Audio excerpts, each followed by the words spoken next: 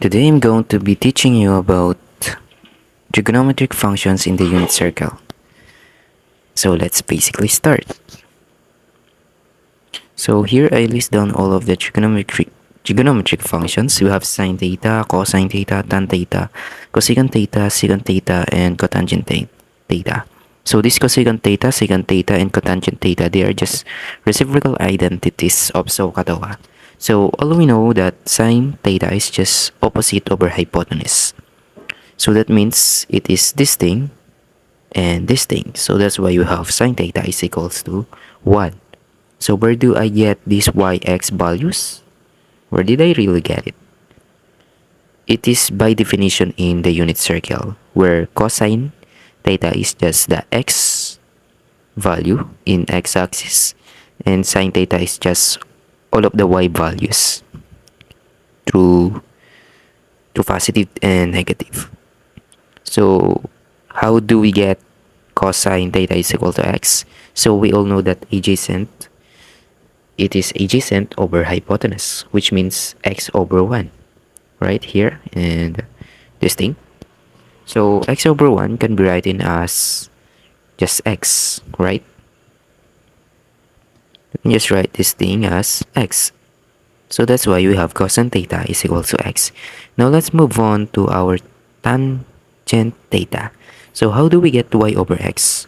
So we all know that tan theta is just opposite over adjacent. So if you remember the SOHCAHTOA, in your high school, junior high, you can easily ace this topic. So it's just opposite over adjacent. So replacing opposite with y and replacing adjacent with x, we will get tan theta is equals to y over x. Now, on the reciprocal identities, so reciprocal meaning it just on that thing, in this form, in this vertical form. So we all know that tan theta is equals to y.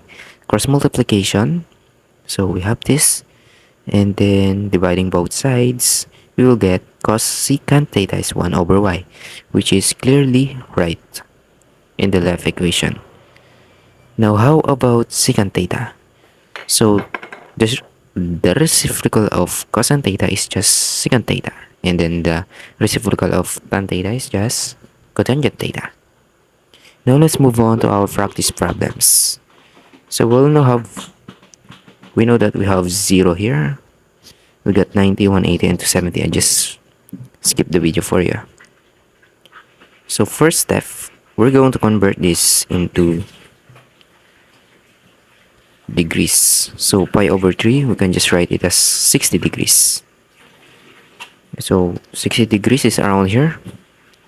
Let me just put this here. So our theta is 60 degrees. This is not going to be the, what do you call this,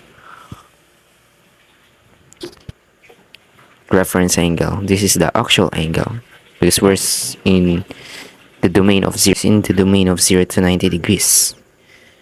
So now you should be able to remember the special right triangles.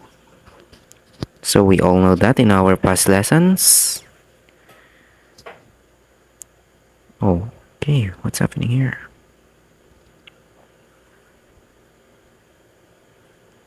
So this is going to be root 3, this is going to be 2, this is going to be 1. Right? So sine 60 is just going to become opposite over adjacent, which is root opposite over hypotenuse, which is root 3 over 2. So this is the value. Now let's move on to our second problem. If we have sine pi over 6. So we all know the first step. We're going to convert this into degrees. We can just cancel the pi. I have a technique here. I'm just going to divide first with 180 divided by 6, much easier, and then multiply it by 5. Then after that, we have 150 degrees. So 150 degrees, that just lies on the second quadrant of our unit circle. I'm going to replace theta with 150 degrees. So we're not going to put it here. We're going to put in this domain, in this range, because it exceeds 0 to 90 degrees, meaning we have a reference angle over here. So now what we can do here, first we're going to calculate the reference angle by using the real degrees. So we're going to subtract 180 minus 150 degrees. So 180 minus 150 is going to become 30 degrees. So that's it. We're going to replace this with 30 degrees. Then we just have this thing. So we all know that this is going to be the special right triangle 1, 2, and root 3. If you memorize it, you're going to put negative sign on the root 3 because it lies on the negative x-axis. So as we have that, we can now evaluate sine 5 pi over 6. So it just opposite over hypotenuse, which is going to become 1 over 2. So that is the answer for this problem. So now let's try cosine 7 pi over 6. What is going to be the value of that? Without using our calculator. Yeah, we're not going to use our calculator. I don't know why they made calculators so we can't use them. Just kidding. It is for us to train our minds on our own. And we can cancel pi here. 7 times 3 is going to become 210 degrees. Okay, so 210 degrees just lies on the 1, 2, 3, quadrant 3. Here, we can just draw a right triangle. Wait, they said that the radius is going to become always 1. Is it? So we're going to subtract 210 minus 180. So 30 degrees is our reference angle. We can just put here, and we can put here.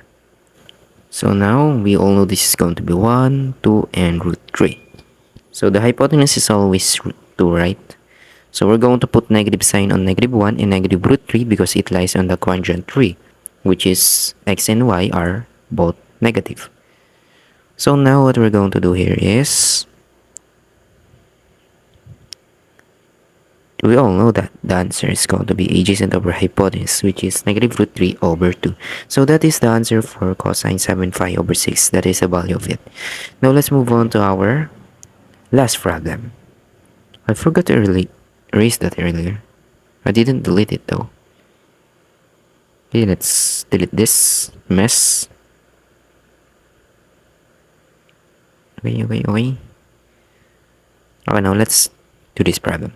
So what if we have tan pi over 3? So again, we're just going to convert it into degrees. But if you have memorized the radians, then you can just do it. But I don't want to memorize things, I want to understand. Okay, so we have here our theta, which is going to become 60 degrees. And our here in this one is going to 30. So now we can just ace this thing, right? So this is going to be the value of the sides. So this is going to be y and x. So we all know that tan theta is just y over x.